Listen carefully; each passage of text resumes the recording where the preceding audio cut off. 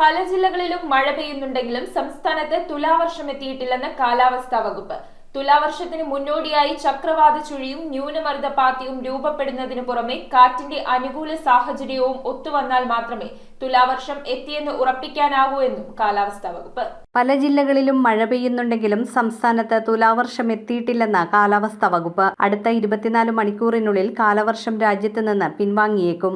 തുലാവർഷക്കാലത്തേതുപോലെ ഉച്ചകഴിഞ്ഞാണ് മഴ പെയ്യുന്നതെങ്കിലും കാറ്റിന്റെ ഗതി 1.5 കിലോമീറ്റർ വരെ ഉയരത്തിൽ വടക്ക് കിഴക്കൻ ദിശയിലാകുന്നതുൾപ്പെടെ മറ്റ് ചില കാര്യങ്ങൾ കൂടി ചേർന്നു വന്നാൽ മാത്രമേ തുലാവർഷം എത്തിയെന്ന് ഉറപ്പിക്കാനാകൂ എന്നും കാലാവസ്ഥാ നിരീക്ഷണ കേന്ദ്രം.